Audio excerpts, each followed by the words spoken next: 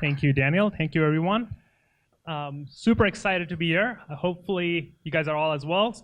So just to kind of kick things off, as Daniel mentioned, my name is Rohit Mehta. I'm a director of product management at Salesforce, specifically working on the platform and the Salesforce DX team. The immediate teams that I work with are in the environments area, so scratch orgs and sandboxes. If you've heard of those. If not, I'll be going over them tonight. So anyways, just with a show of hands, how many of you have heard of Salesforce DX? Okay, almost all of you. How many of you have enabled the Dev Hub in some org? Okay. How many of you have created a scratch org? All right, still quite a bit of hands. How many of you have created an unlock package? Ooh, okay. Well, relevant. I'll have some relevant demos and slides, so that's good. Great. So it's going to be a few slides, a lot of demo, and some forward-looking stuff. So I'm obligated to show you the slide that just reminds you that all purchasing decisions need to be made on generally available products, not the stuff that I'm going to be talking about until it becomes generally available. So just a rough agenda. We'll go over Salesforce DX, what it is, just a brief overview. What's package development? Because that's key to understanding scratch orgs. Then we'll have a couple of demos. I'll create some packages. There'll be some dependencies. I'll show you some cool tips and tricks in terms of how you automated the setup of a scratch org. Hopefully all of that can work well. We'll refactor a package just to show you the flexibility of modular design and development.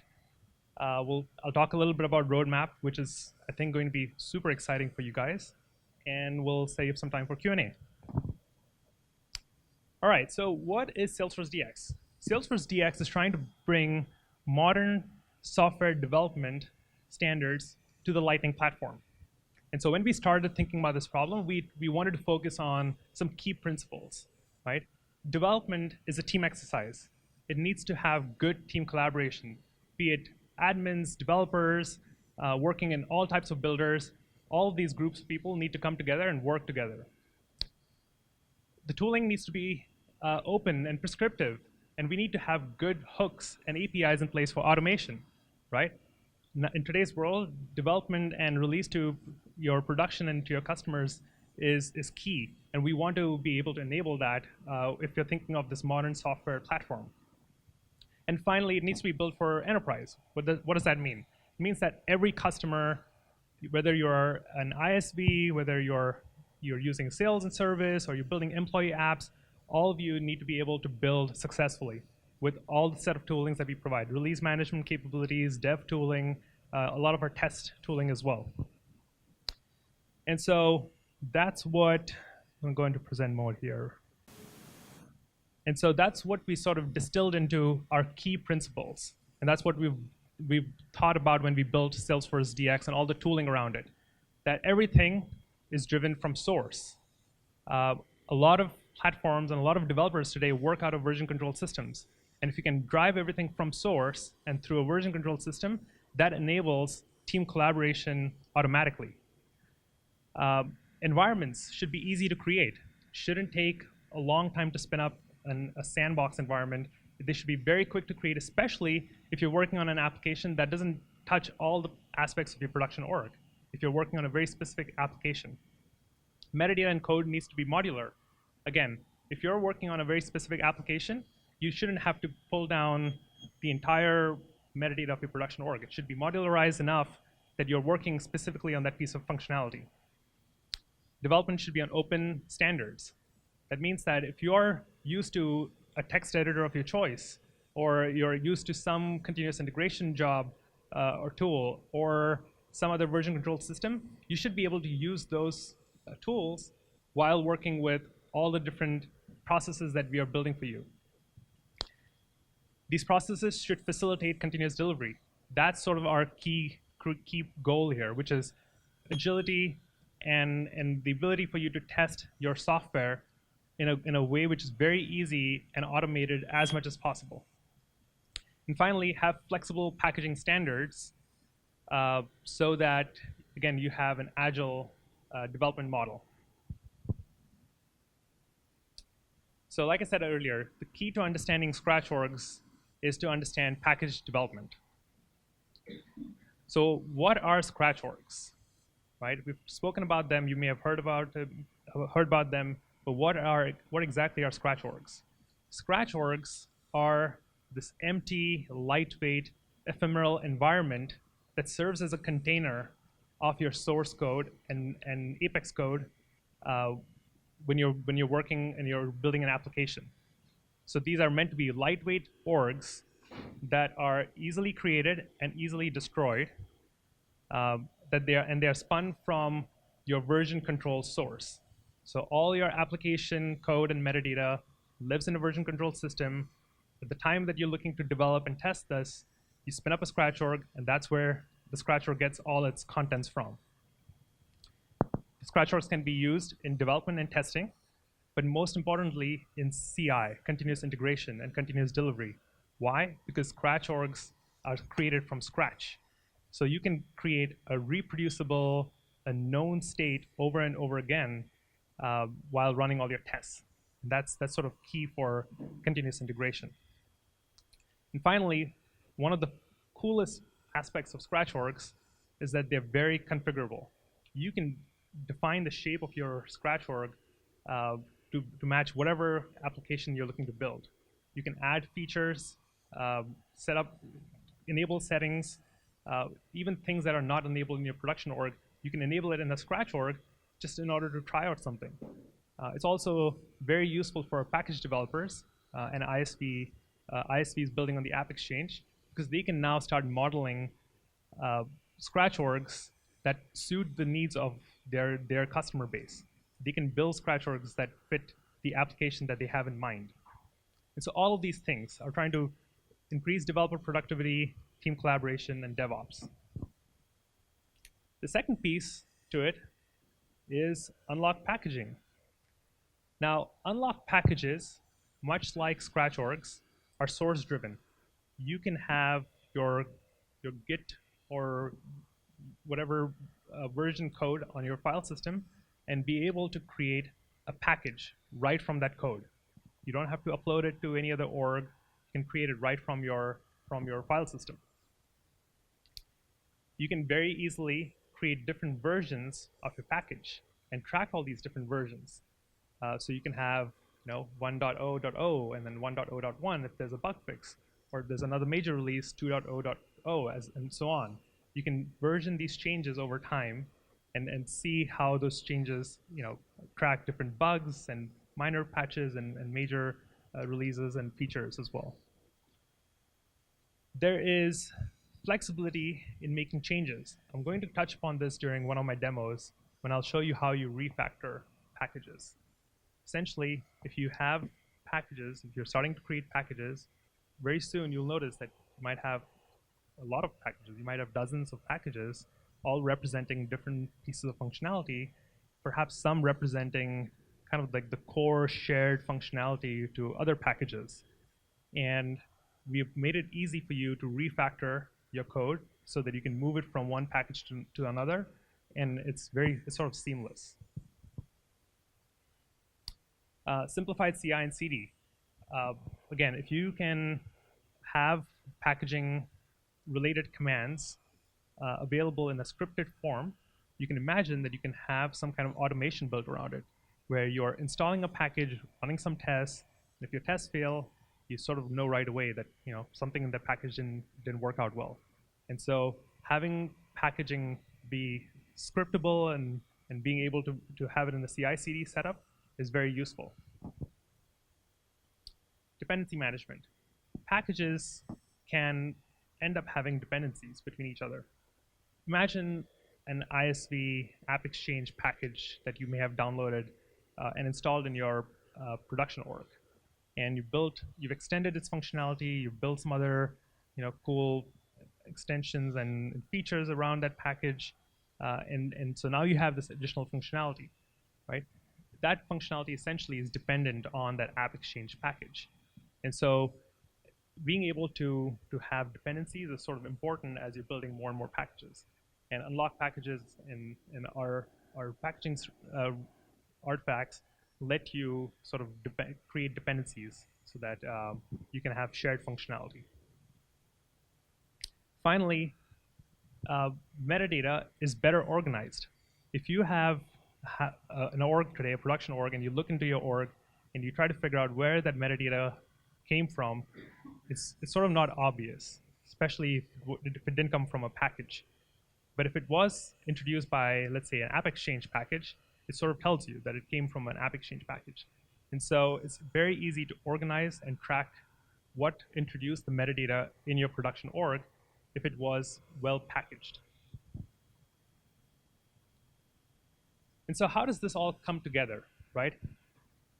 You have sort of the 4 major steps of your development cycle all the way to release. You have your code, you sort of do some integration and QA, then you have a little bit of bigger scale of testing where you're testing with larger data sets, and then you're finally sort of training the end users, giving them a sneak peek of how things work, letting them play around with it, getting their approval, and then finally deploying some functionality or some changes into your production org.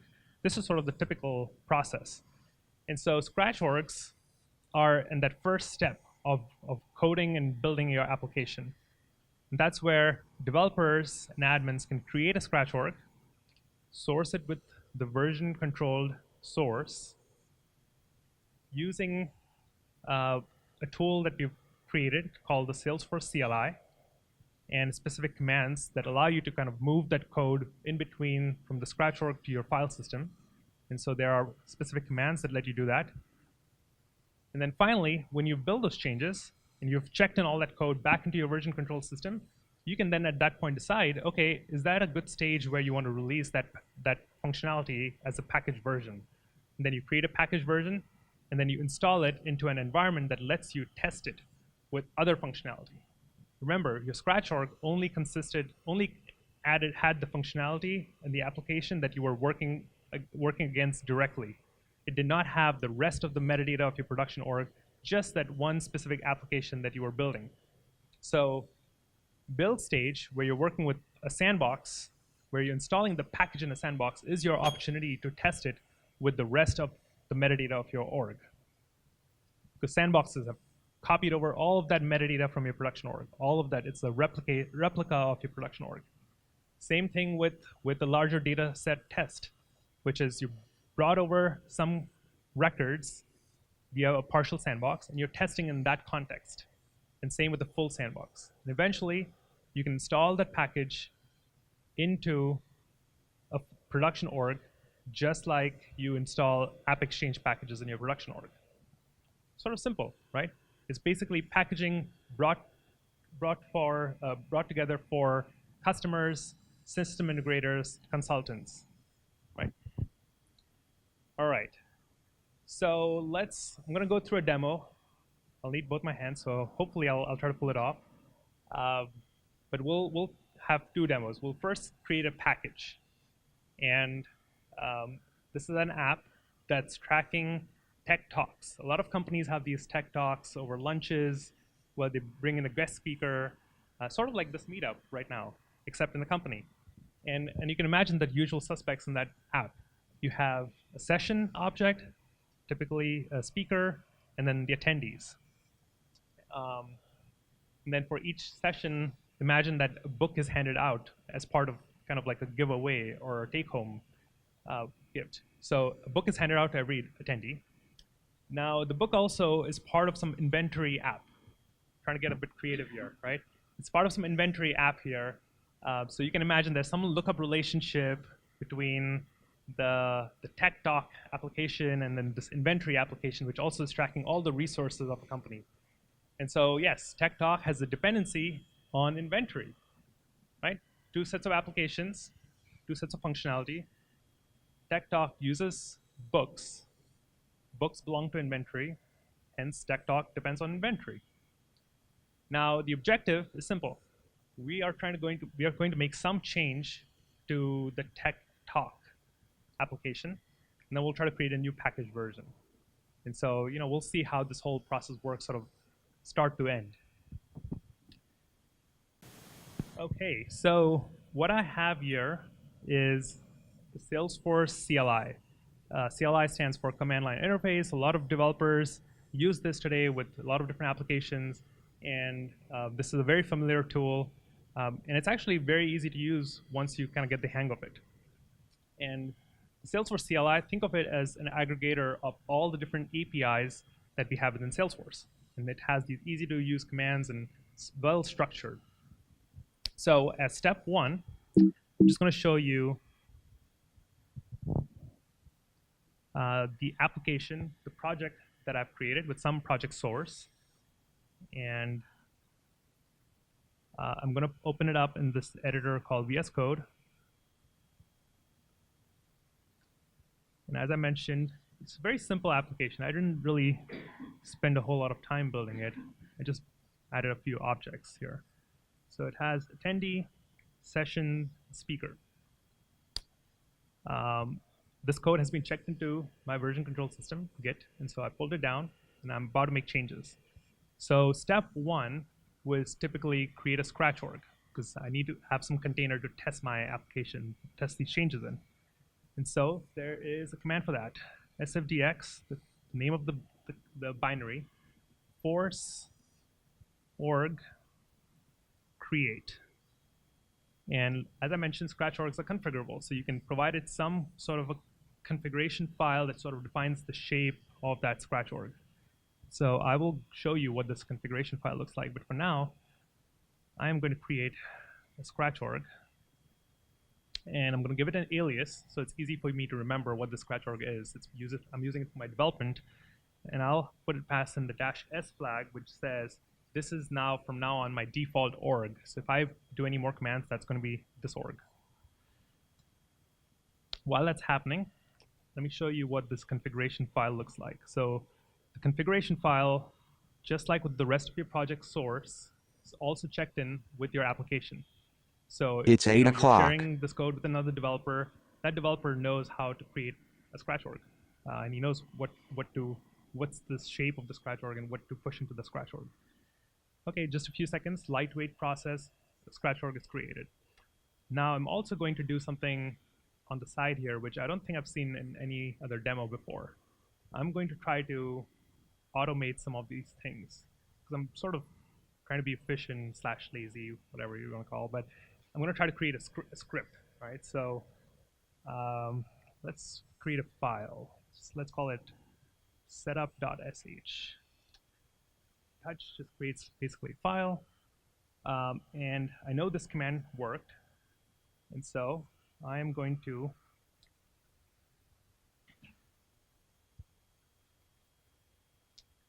push this command. I'm going to sort of save it into my setup script, because I know it worked. I tried it out. The next thing, I'm going to try to push this. The scratch org is empty now. It's just created empty. Doesn't have any of the metadata from my production org or my application. I'm going to try to push my application, and hopefully you guys know where this is going to end, but let's try it out. So force source push is the command for pushing source.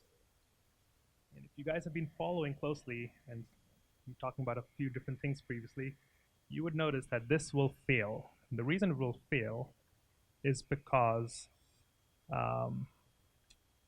there is a dependency that we have not resolved. Remember, my application depends on this inventory app, which I haven't installed in my scratch org, so this source is going to fail. I need that dependency there. So how do dependencies get handled? You want to install, there's a command for installing packages. And you can pass in a package ID. I happen to have one.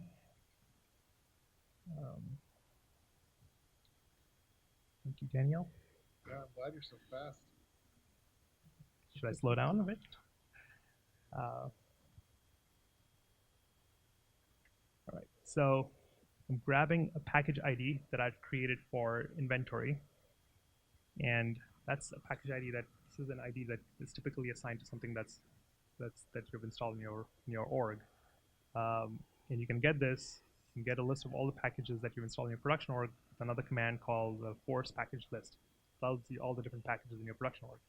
So I'm going to install this into the Scratch org. Should have put a wait timeout because now I don't know when it'll finish. But I can keep checking to see when the package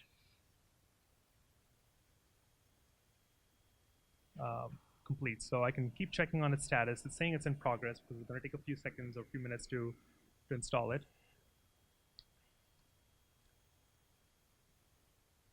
And there you go. Finally installed it. Now I could have put in a timeout and that would have sort of printed out.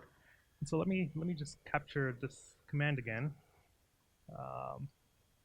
The install. I'm going to put in the wait just because I want to again put this into my setup script. So I'm going to add echo and then setup script. Oh, yep, sorry. Yep, good catch. Great. Now let's try pushing the source of Tech Talks again. Hopefully this time around it goes through. I've also been making a lot of changes recently, so nope, it actually went through. So that's showing you a successful push into the Scratch org. Let's capture that as well. I want to try to keep all of these things handy so that the next developer that works with it doesn't have to go through these same steps. It just pushes one button, kind of boom, and all the setup is done for them. Great. So now if I open up this Scratch org in a browser, I should see the install package, and I should also see the source that I just installed or deployed. Just gonna go through this really quick here. See there's my inventory app, and I don't have the package installed yet. I don't know why it didn't show up here, but the Tech Talk should have been there. Let's see.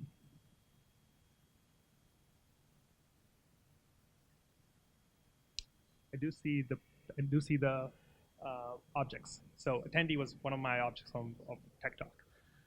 So let me very quickly add a field. I want to go to session, create a field for session owner. I think that was my goal here. Do it quick. Fields. No.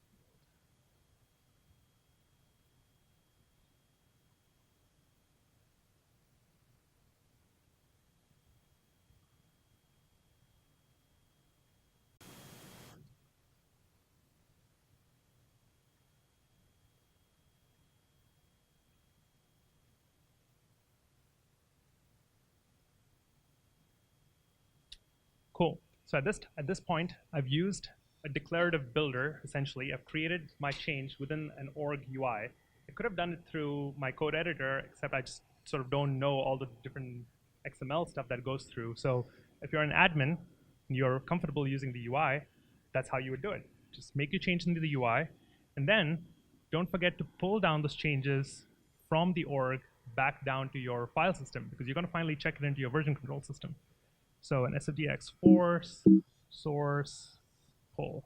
Actually, let me show you the status command. The status command shows you all the things that have changed in your Scratch org relative to the file system. So there's this very intelligent tracking system that's checking what's different. And so I can do an SFDX force, source, pull, and pull down those changes. And as a final step, after this is done,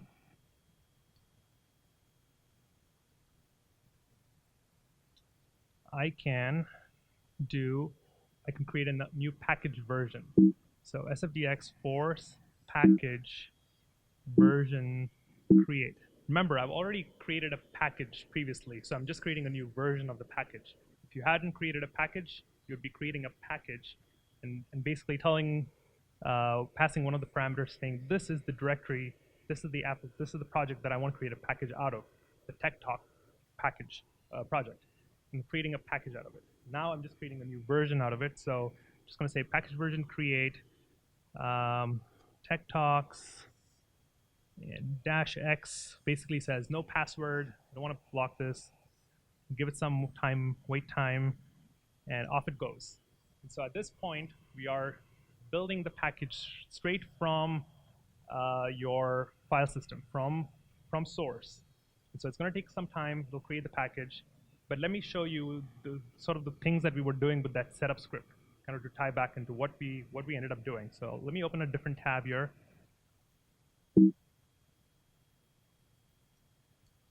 And it was called setup script. So let's see. Let me open it in setup.sh. And so when we were doing the echo, it was essentially populating this file. I'm going to add some quick commands just to tell me what's going on behind the scenes. So actually, one of the things you need to do when you're running a bash script is have a directive. So creating scratch org, and then let's put this go installing dependencies, pushing source.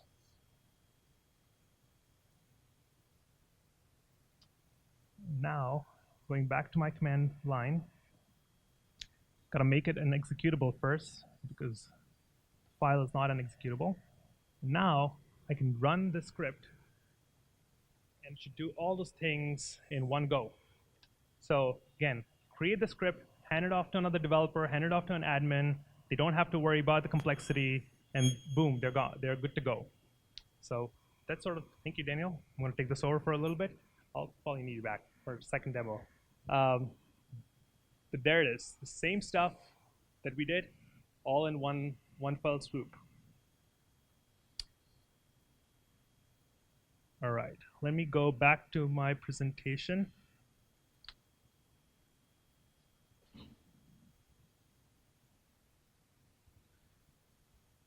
Oops. So what did we do there? We actually missed one thing, but I'll show you what that was. So the one thing that we missed was this metadata coverage report. The metadata coverage report is this list which shows all the different metadata types that are currently supported in the different ways that you interact with scratch orgs and packages. So are they available for pushing source into a scratch org? That's the metadata API. Source tracking. Can a metadata be tracked with that source status command? Can it be used for creating unlock package? And so these are the different ways metadata gets exposed today. And this report tells you which channels is it getting exposed in and which channels do we have a gap in. One of the cool things, one of my favorite things actually, is trying to find out how would I use this metadata in a scratch org. And the way to do that is you go to a metadata type, click it, and it should tell you a sample scratch definition. And so for example, for enterprise scratch org, that should be my scratch definition in order to work with the scratch org. And in this case, there is a feature associated with it. In some other metadata cases, perhaps it's available by default. You don't need another feature or a setting in order to work with that metadata type. Right, so we looked at the metadata coverage report, created a package, installed the dependent package. Without it, we couldn't push our source. Pushed our source, automated the whole setup, and we created a package version. Very, very easy, right, to create a package. And there's part 2 to it, which is, well, if you think about it, books are an unnatural fit for an inventory app. Like inventory is like computers and monitors, peripherals, all that stuff. Books just sort of feel out of place there. So books should really belong to Tech Talk. Like that's where I want it to be. And this is a very common scenario. As you build more and more unlocked packages, you will notice that maybe you want to refactor your code. Maybe you want to move functionality around. Maybe you want to pull functionality into a common library. And so you don't need to feel like you're stuck in a certain unlocked package. you are able to move things around. It's actually very easy. I'll show you how you do it. So going back into demo, and should be able to do this. What I'm going to do here, that will be okay for now. Yeah. Um, I have my inventory app, and there's my book object. And I want to get rid of this book, or actually, I don't want to get rid of it. I just want to remove it from the inventory package. So the way I'm going to do it is I'm going to first remove it. I'm going to create a new package version so that books is excluded from it. At this point, if I install that package, the org is not going to lose books because you can't delete all that data, right? If there's data associated with books, and let's say I'm installing this into my production org, you can't delete it. So we'll mark it deprecated. So it'll be there, just not be owned by that package. And then we'll add books to that second package, Tech Talk.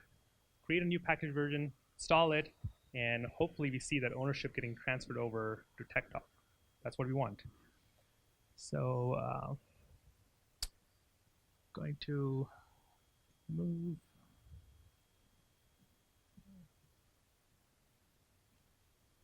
All right, so I'm going to move towards main default, objects, book, move it to my Tech Talk.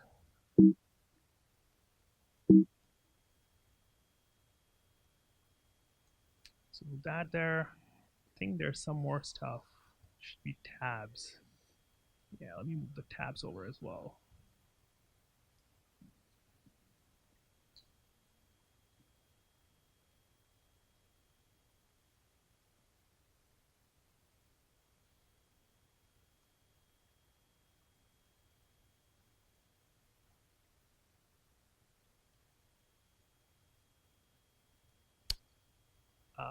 And so I'm moving things over, right?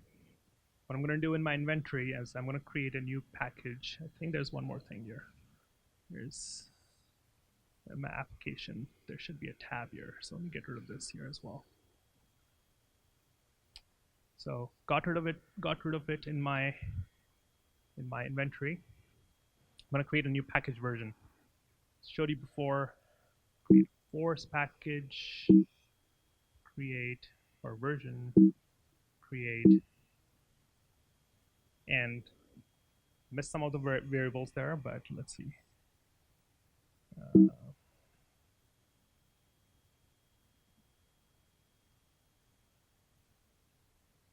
Inventory.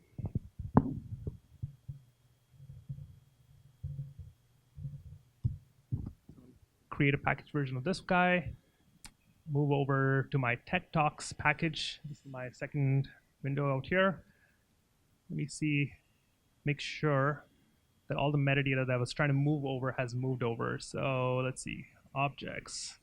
Okay, so my objects now appear as part of Tech Talk. The book appears under Tech Talk, and then the application needs this tab as well. And so with that, I am good to create a package here as well. So same command, package version create, and it's going to create a package. Right? Now I'm not going to wait through this because it takes a while to kind of replicate and get the package ready. So I'll just show you the before and after. DX.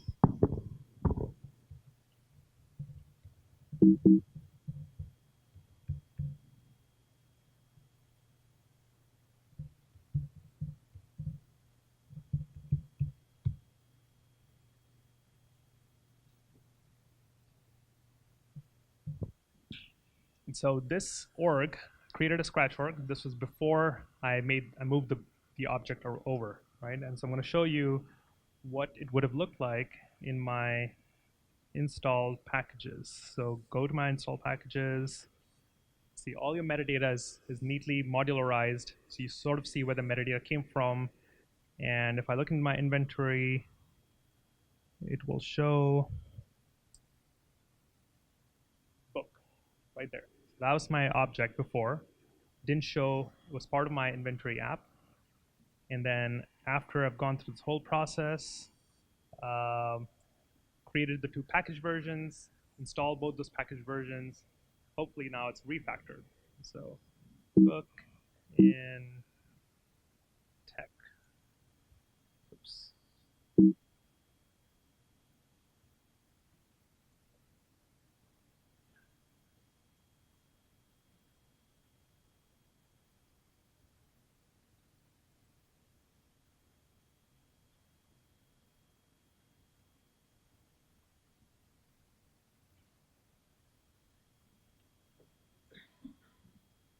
Go to my, actually, let me show you inventory. So guys, now I'm not pulling a fast one on you.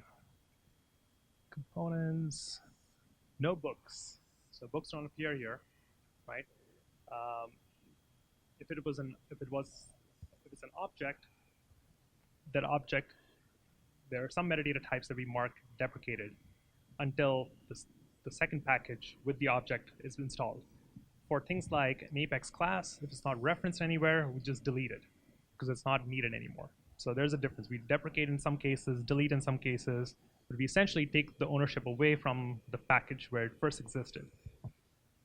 And then, as you can tell, it should be part of the tech talk.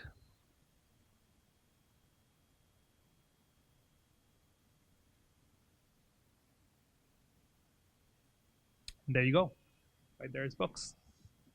So fairly straightforward, but something that's very small and nuanced, and you only appreciate it when you start building more and more packages, because that's when you come across a scenario where you want to start refactoring your code.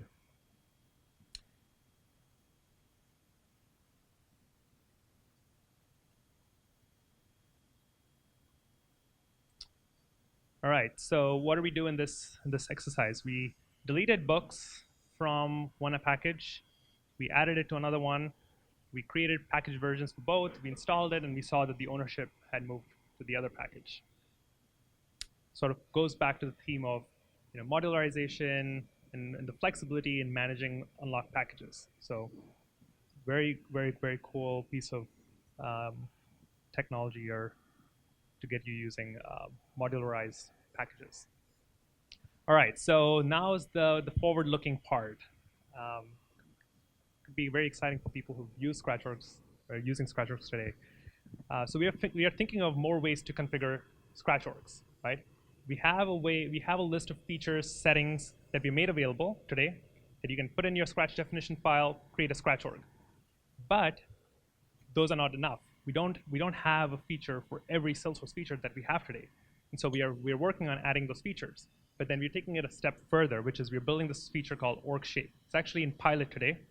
And what it does is you say, give me a Scratchwork, create a Scratchwork that matches the features, licenses, and limits from my production org. So it's trying to take the guesswork out of creating a Scratch definition file. Today we have this in pilot, and there's a command, and there's a pilot group who is testing this feature. We are currently creating the Scratch org in this kind of mysterious way. You don't really know how the Scratch org was created and how it got all the features and licenses. But in the future, in the next iteration, we are actually building a way for you to just get the Scratch definition file. So you would see some kind of command that would look like force org shape create, and then you'd pass in a file name, and you'd get a Scratch definition file. And so all of that would be created for you. You can version it, check it into your version control system, and then create a Scratch org as you just normally do. Just org create and Scratch def. Very simple. Then there's another feature we're working on to speed up the setup of Scratch orgs. Now I showed you how you can automate some of these steps by creating a script, and that's very cool. But for some packages, some app exchange packages, for example, that setup, that package install can take a very long time.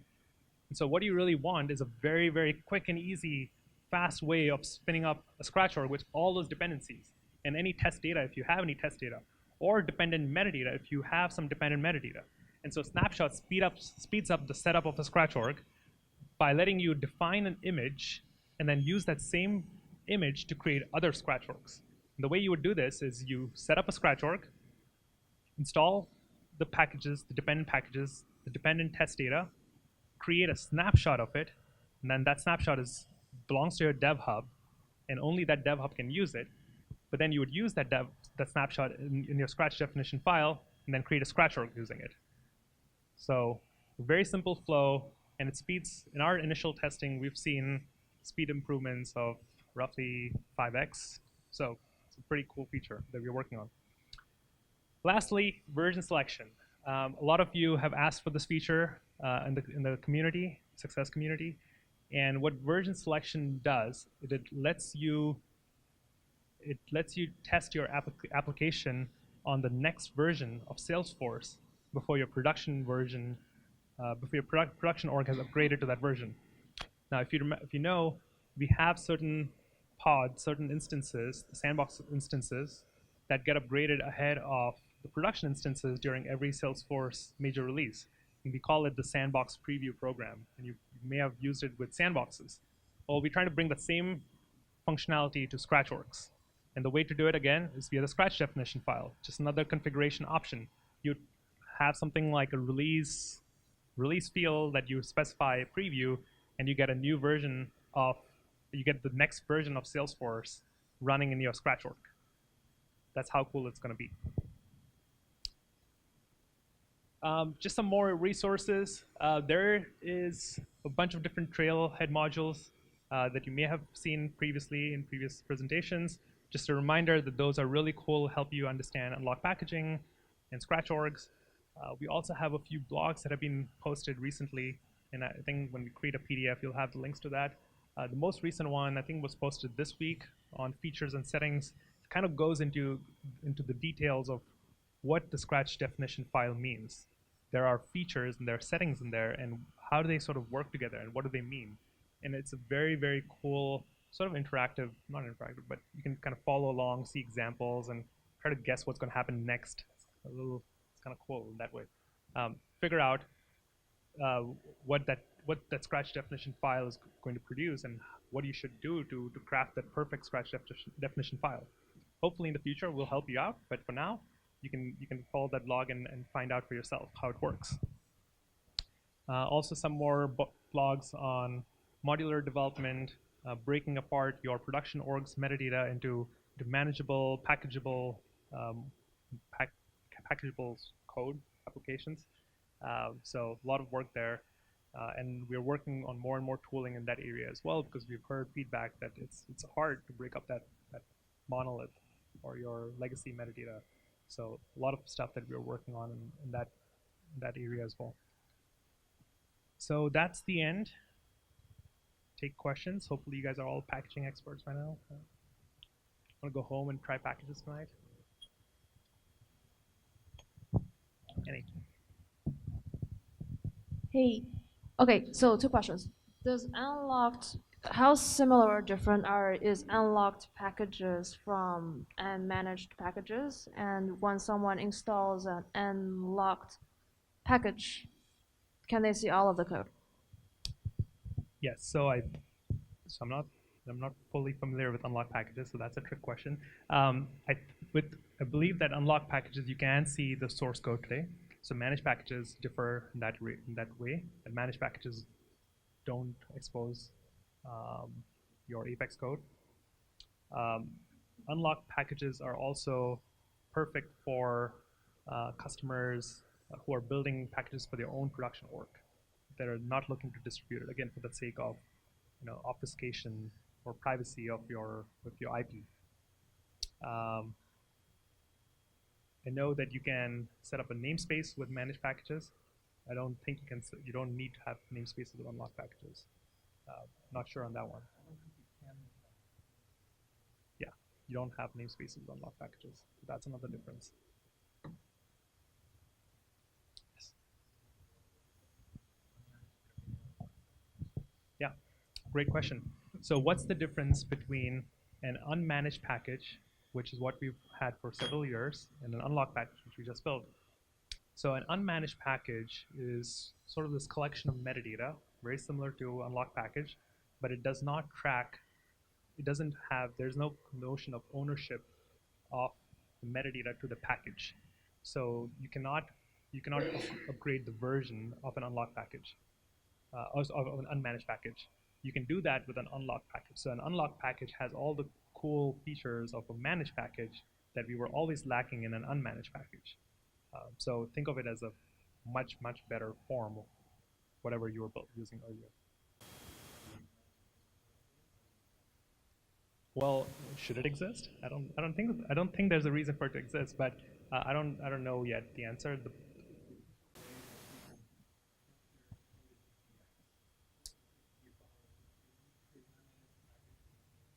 Yeah, and I think what right. So the other thing, just to go back on one of the benefits of unlocked packages, is you can create those packages using the CLI and using source directly. You don't need an org, and unmanaged packages don't have all the different operations that we have provided for unlocked packages. Oh, do I have questions? Okay.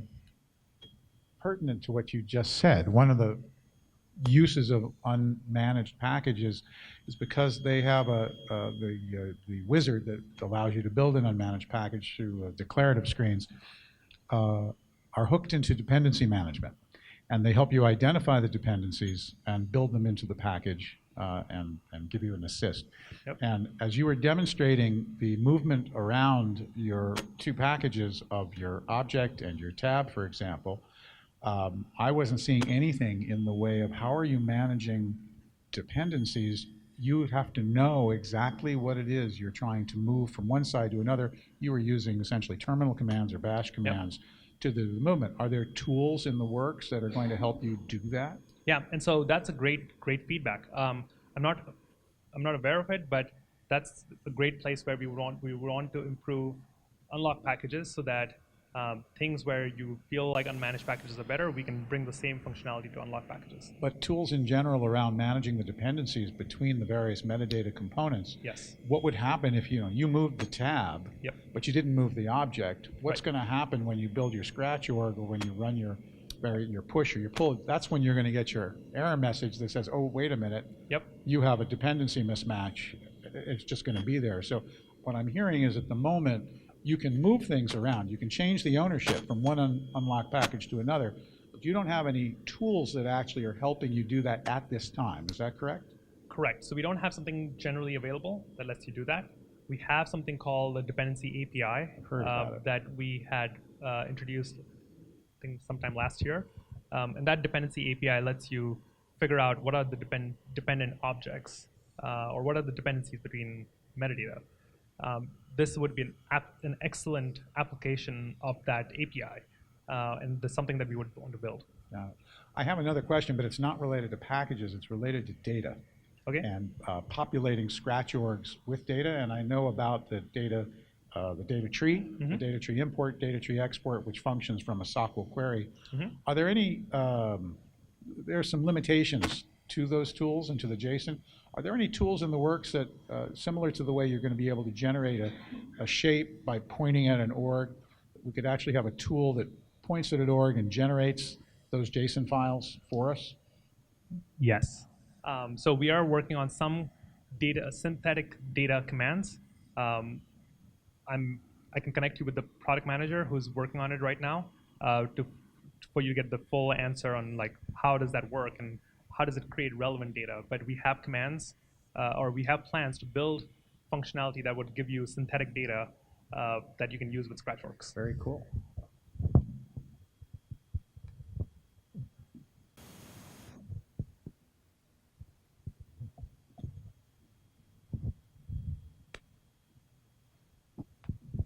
So in your example, I believe the inventory app and the Tech Talk app were two separate SFDX projects. Am I correct about that? And that actually makes sense to me for creating them as separate packages and managing the code separately. There's some examples probably in the blogs that you showed where there's one application where they have one SFDX project and they've got 3 subdirectories that have different, they actually create packages out of these 3 trees of code. I'm trying to understand when I would want to use that model. It seems very complicated and it wasn't clear to me why it was being done. Yeah, so both ways are valid. You can have the applications be in separate projects. You can have it be under different subdirectories in the same project. I think it all goes back to how your code looks like, how it's architected.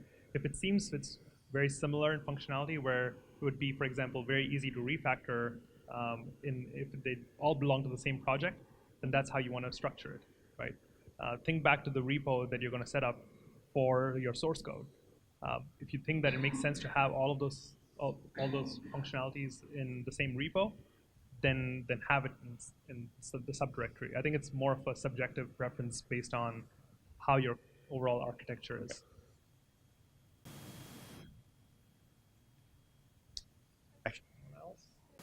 Actually, I will ask another one, which is I swear I saw command completion on the commands for your SFDX commands. Yeah. How did you do that? So right now, I'm using a script that Wade Wegner has put together, and he has his code and his script for both Bash as well as C Shell on GitHub. So you can download it and so there's a script that you install, and then it should work right away. We are also, as part of enhancements to the Salesforce CLI, kind of refactoring our code to use this open source framework called Oakcliff.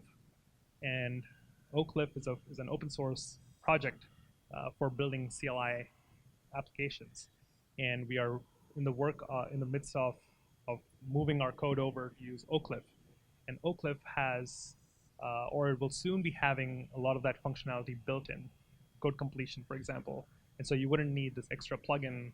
It would be out of the box, would work well. But yeah, that's maybe a few releases out.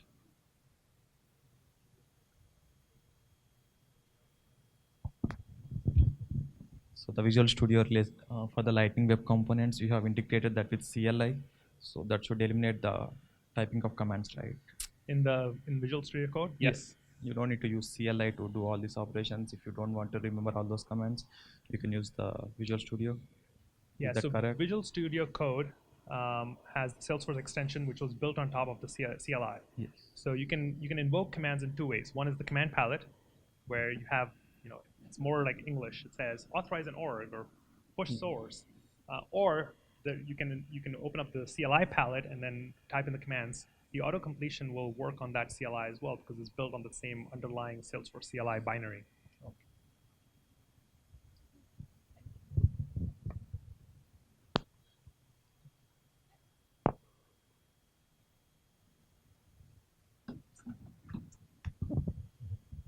Hey, okay. So does unlocked packages, can you post them on MapExchange? Not today. I don't know what the roadmap for that is. So ask on the Trailblazer community and you'll probably get a good answer. It's not available. Like, you cannot post it on AppExchange today. I don't know the roadmap for it.